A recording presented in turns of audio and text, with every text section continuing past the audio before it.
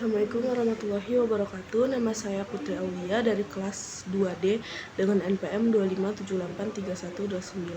Di sini saya akan menjelaskan tentang pembuatan use case studi kasus untuk mendaftar sebagai anggota, untuk melihat daftar buku, lalu melihat pencarian buku dan lain sebagainya.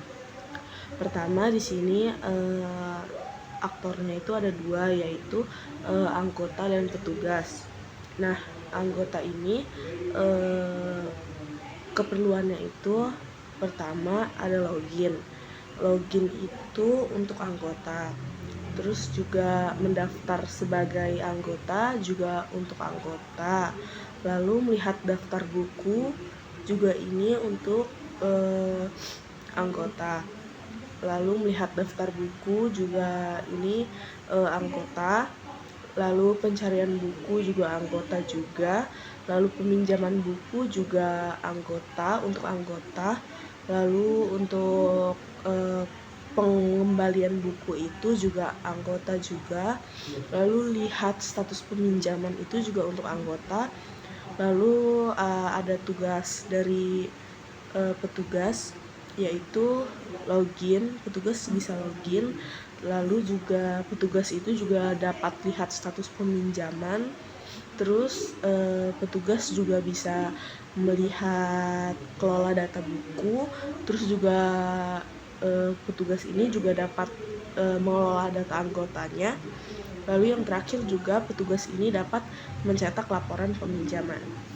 Lalu di studi kasus yang kedua itu ada untuk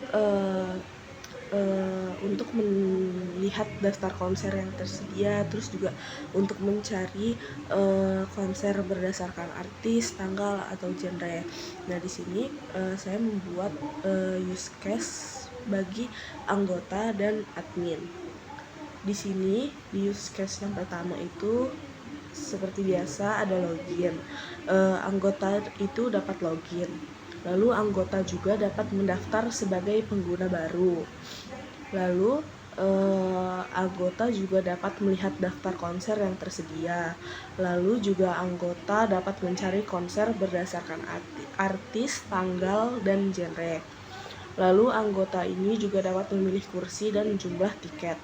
Lalu anggota juga dapat melakukan pembayaran dan tiket.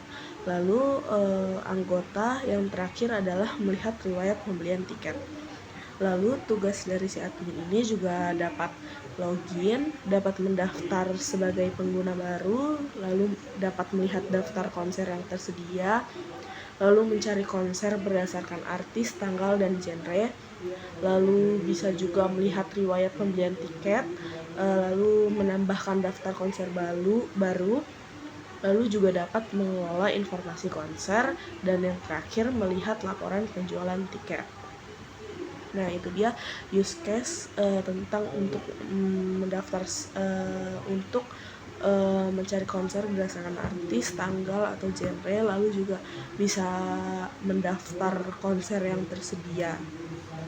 Lalu di studi kasus halaman 95, yaitu di nomor 1, yaitu ada tentang studi kasus sistem pendaftaran kursus online. Nah, di situ saya telah membuat use case, yaitu aktornya itu ada berisi 3 orang, yaitu ada mahasiswa, admin sistem, lalu ada dosen juga. Yang pertama, mahasiswa ini dapat mendaftar akun baru. Lalu mahasiswa ini juga dapat login. Lalu mahasiswa ini juga dapat mencari kursus. Lalu mahasiswa dapat mendaftar ke kursus. Lalu mahasiswa bisa melihat jadwal kursus. Dan yang terakhir, mahasiswa ini juga bisa membatalkan pendaftaran. Lalu ada pula admin sistem, yaitu admin sistem bisa login. Admin sistem juga dapat mengelola data kursus. Lalu admin sistem juga dapat melihat laporan pendaftaran. Lalu yang terakhir itu ada aktor yaitu dosen. Yang pertama dosen itu bisa login, terus bisa melihat daftar mahasiswa, terus mengelola materi kursus. Dan yang terakhir itu dapat memberikan nilai di kursus. Lalu ada studi kasus yang kedua yaitu pemodelan interaksi dengan sequence diagram. Nah, ya, berikut ini adalah sequence diagram. Eh, yang pertama itu ini login ya. Login itu mahasiswa itu bisa melakukan login ke sistem. Terus agar bisa mengakses pendaftaran khusus ini. Terus eh, terus ini bisa mahasiswa ini juga bisa mencari kursus yang tersedia di sistem. Lalu yang keempat ini juga mahasiswa ini juga dapat memilih kursus yang akan didaftar eh, dari database lalu menampilkan daftar kursus yang bisa dipilih ini. Lalu yang kelima itu ada aplikasi mengirim permintaan pendaftaran ke sistem. eh, Aplikasi mengirim permintaan pendaftaran ke sistem berdasarkan pilihan mahasiswanya itu sendiri.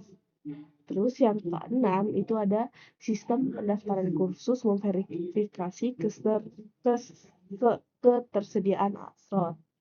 Yaitu sistem ini ngecek ke database apakah kursus yang kita pilih itu masih punya slot atau udah nggak ada. Terus yang ketujuh ini ada update data atau kayak memperbarui status pendaftaran dan mengurangi slot kursus. Eh, Kalau masih ada slotnya, database ini bakal memperbarui status pendaftaran. Atau kalau emang slotnya udah habis, itu tuh bakal mengurangi jumlah slot kursus. Nah, yang kedelapan adalah mengirimkan ketersediaan slot.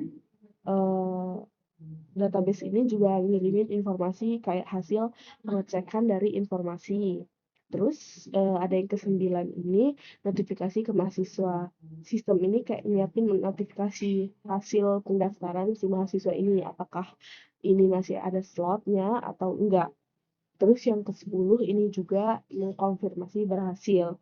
Jika sistem konfirmasinya ini bahwa pendaftaran ini berhasil, maka bisa.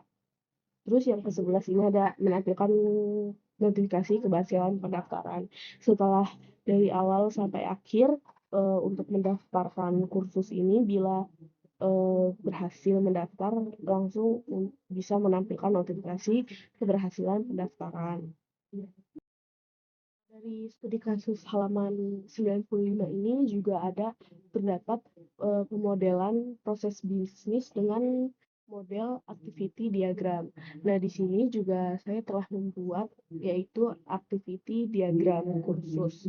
Eh, yang pertama itu dimulai dari mahasiswanya login.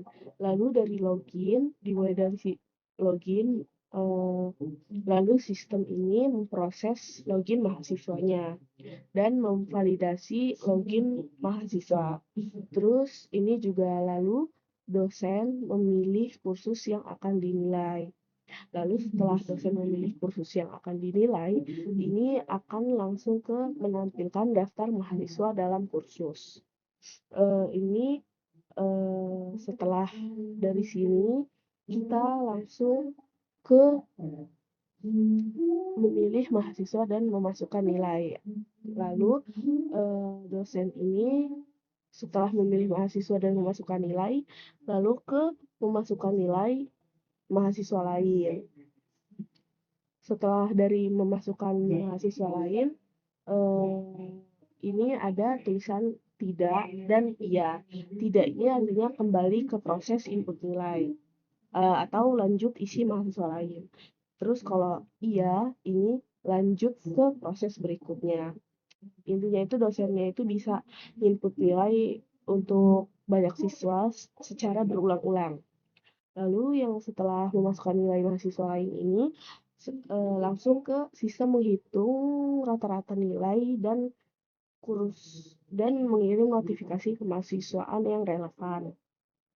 Setelah setelah dari sini, lalu menampilkan nilai mahasiswa dan yang terakhir mahasiswa ini bisa melihat nilai kursus. Setelah itu proses selesai.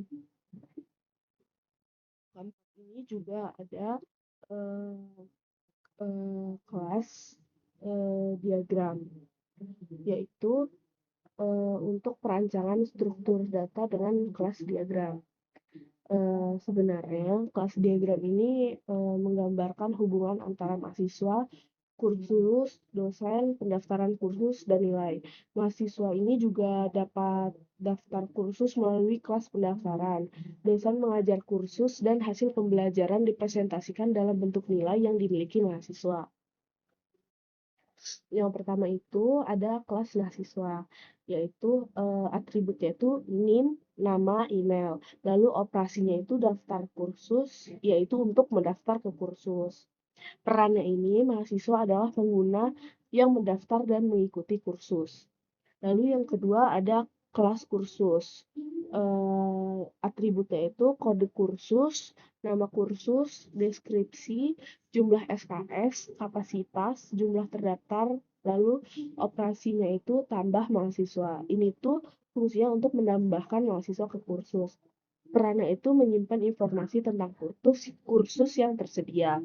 Lalu yang ketiga ada dosen, yaitu atributnya itu NIP, nama, email, dan spesialisasi. Lalu operasinya itu mengajar kursus, yaitu dosen mengajar kursus tertentu. Perannya ini dosen bertanggung jawab mengajar dan mengelola kursus. Yang keempat ada pendaftaran kursus, yaitu atributnya ada tanggal daftar dan status pendaftaran. Operasinya itu ubah status. Perannya itu menjadi penghubung antara mahasiswa dan kursus.